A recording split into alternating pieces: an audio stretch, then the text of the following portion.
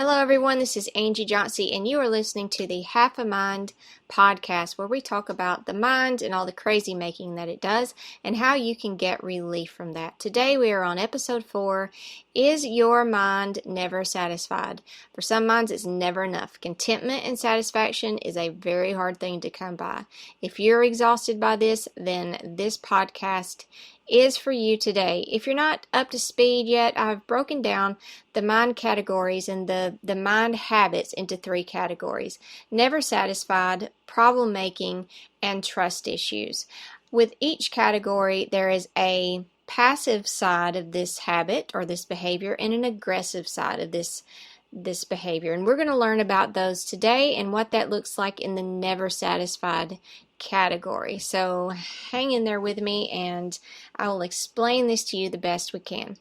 It's never enough. This type of mind is always waiting to experience contentment, to experience happiness. It's the I'll be happy when mentality. But once it receives its desired feeling, it's very short-lived. It will always need more. This mind is always waiting on a dream destination, a dream person, a dream situation to make it feel better. It craves perfection, or the picture society paints of perfection.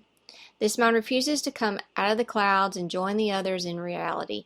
It has what I like to call a movie mentality. This mind bores easily. This mind wants what it wants, and it wants to get what it wants. Do this for me. Give me what I want. Make exceptions for me. I'm special. Don't you know that? It can be rather self-serving and self-centered. It has the ingrained belief that others are supposed to meet its needs, and if they don't, then out comes the big guns. It will resort to game playing and manipulation. This mind also desires to be the center of your world. It will think things like, when I'm around, I should be the most important thing in that moment. You should drop everything else in your life and put me first. If you love me, if this person loves me, this is how it looks. This is how they treat you. They put you first, and they put what I want and what I need first, always, even before their own needs. I should be the most important thing in their life. This mind then sets out to find that perfect person that will meet every emotional need and admire it constantly and make it the center of their world, because they're supposed to, right? If they love you, that's what they're supposed to do. That's how it's supposed to look, because that's what you've seen in movies. Be proud of me, admire me, desire me, compliment me. So now let's talk about the passive side of never satisfied. The passive side can be defined as whiny and needy. The passive side of this mind is usually sweeter than the aggressive side, but it is very, very, very draining to others. Don't underestimate it just because it's being the sweeter version of itself. It can be as dangerous, if not more so, than the aggressive side. Have you ever met somebody who's, they're wanting something just because they're being sweet to you? Well, this is the kind of mind that you're dealing with here. It uses the sweeter side to gain sympathy to get what it wants and needs. It plays weak. It may even play dumb if that works. It will cry. It will play games. It will scheme. It will manipulate whatever it takes to get its needs met. It will even push you away to punish you or shut you out emotionally to see if you love it enough to chase it, because that's how it works in the movies, right? I told you this is the movie mentality here. Remember, this mind is a super intelligent mind because it was intended to be doing amazing things like create vaccines and stuff. But here we are. This is what it is doing. Instead of putting that focus in a very positive direction and creating something amazing for the world, it has put that focus in a very emotional driven direction. This mind cannot be satisfied. It will never receive enough attention, enough praise, enough admiration. It is a bottomless pit. It is a high maintenance mind. No human can possibly make your mind feel what it wants to feel forever. So just stop looking. Some loving souls out there can hang in there for a little bit, but soon they realize what they're up against and they just give up. and run away. It can't be done. And then when you start using this, this passive side or aggressive side against that person, it just becomes too much. They don't want to play the games. They don't want to be sucked in. They don't want to be tricked into meeting your needs. It's just way too much. This is what we call self-sabotaging. Your mind ruins relationships by wanting something that is not humanly possible from the other person. And then your mind blames the other person, finds some fault with them, instead of taking personal responsibility for the relationship being destroyed. What this mind mistakes as love is nothing more than a self-centered mind getting its needs met for a time by another person. Real love has nothing to do with someone meeting your every emotional need. Real love is about two people, not just one person. Now let's talk about the aggressive side of never satisfied. This is being jealous or comparing. This happens as a defense mechanism. It's constantly on the lookout for threats. Who might come between me and me getting my needs met? Hey, that person might steal my admiration. They might steal my compliments. They might be prettier and get the attention that belongs to me, clearly. They might take the title of the best, but I'm supposed to be the best. I'm supposed to be the smartest, the best, the prettiest, the one that's always on top, the one that's always the most admired, the one that's always the most desired. That's me, right? That's supposed to be me, correct? So we can't let that happen. Now, can we? When this side is activated, you might see anger, rage, or outbursts. This mind's needs being met is being threatened, and childish behavior may soon make an appearance.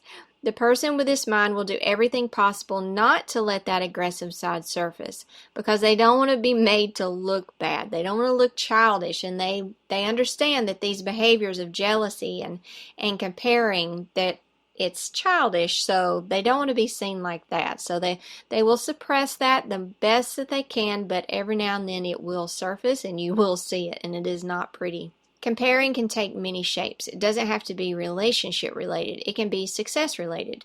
Your mind can turn on you and torture you over you not being enough. So by that I mean inside your head, your voice of your mind talks to you and torments you about you're not doing enough. You should do more. You should be more. You should be better. You should be smarter. You should be prettier. It's never, ever, ever enough for your mind. So whether it's directing it out and trying to get its needs met through other people, or if it's attacking you because it's saying you're not doing enough to get the attention, you're not doing enough to get the success, you're not doing enough to be the best, you're not, whatever it is, your mind, whether it's attacking you or someone else, it's still never satisfied. Your accomplishments, no matter how great, are never enough. Ever. And never will be. This mind habit has to be broken because it is not something that can be satisfied. It just cannot. You should always be doing more. Give me more praise. Get me more success. Get me more money, your mind says. So here's the good news. These are just bad habits. That's all it is. You're not a broken person.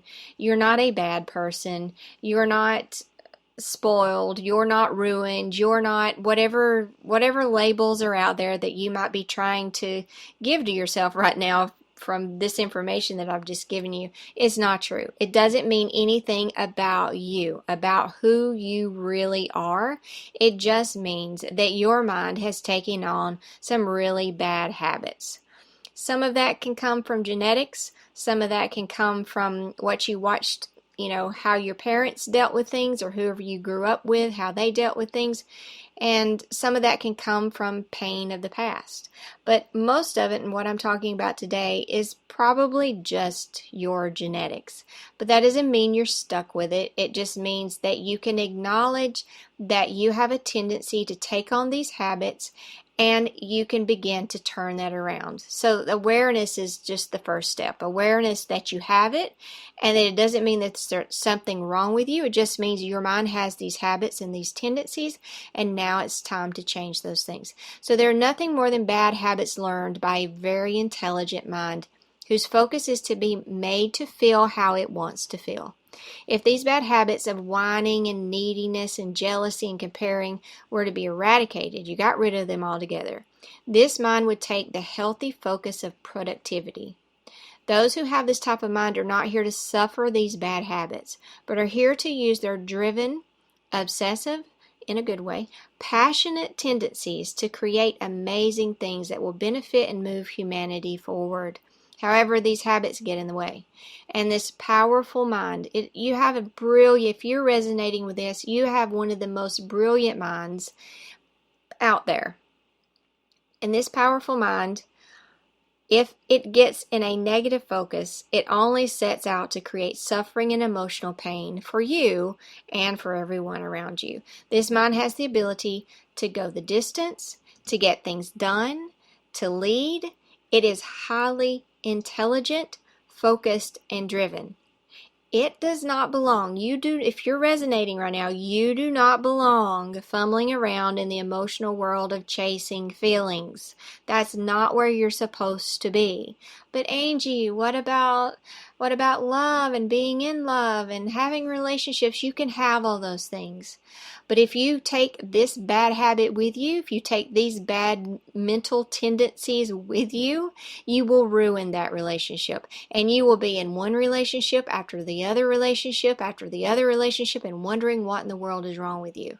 And I'm trying to tell you, it doesn't have to be that way. You can have healthy relationships, but this habit will have to be dealt with first. You cannot carry this habit into a relationship and actually have a true love relationship. You can have a dramatic, romantic relationship like you see in the movies, one that has its drama, its pain, its suffering, its ups and downs, its I'm manipulating you and now you're manipulating me and now we're emotionally abusing each other. You can have that.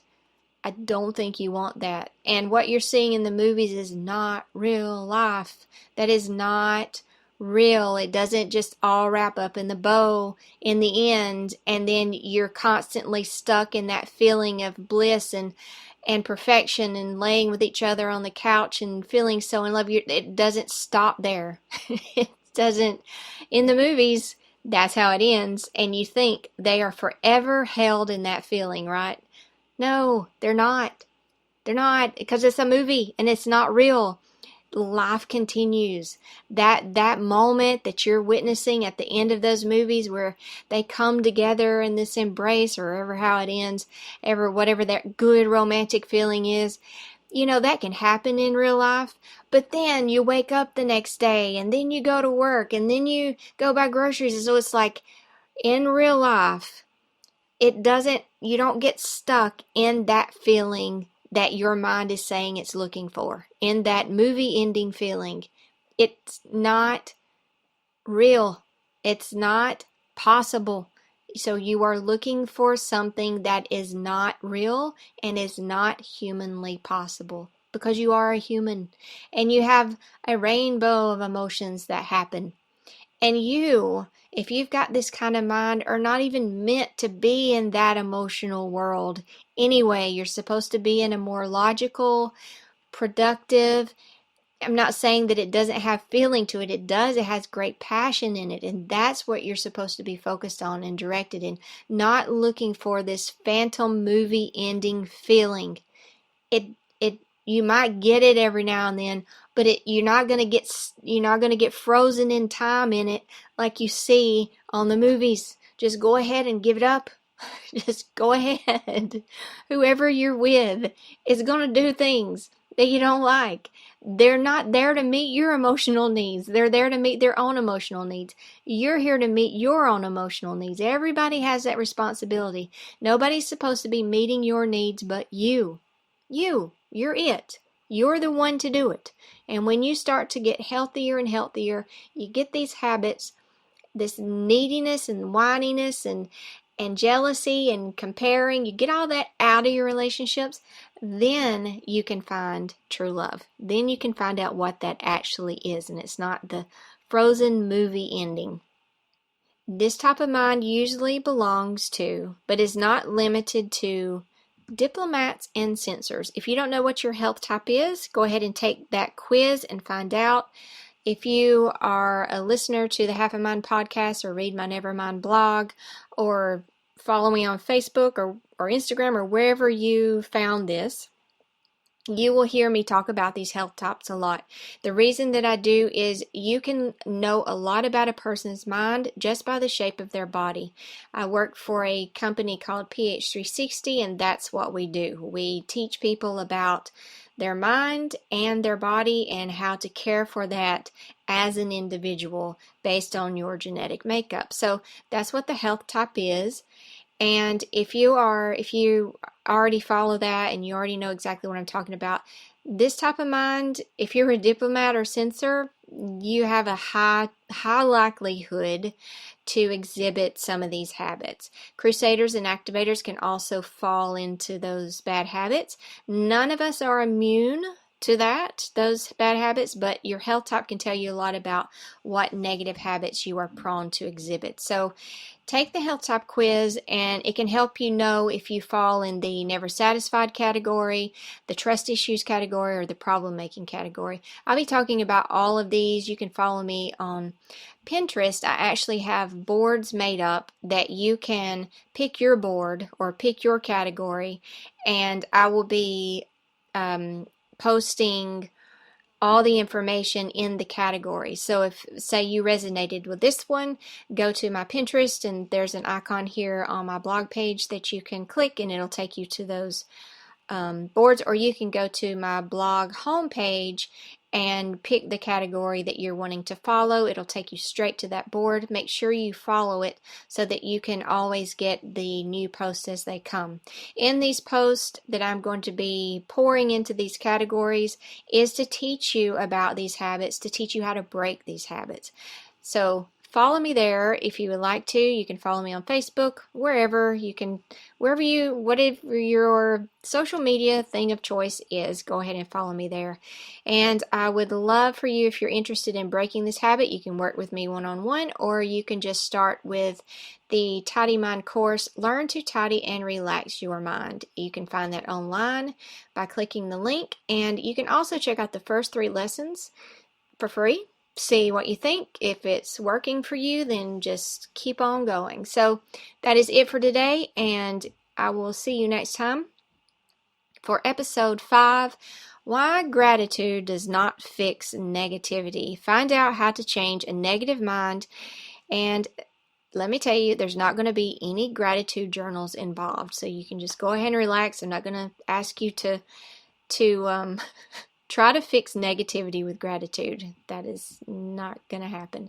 All right, so I'll see you here next time. Thanks for listening.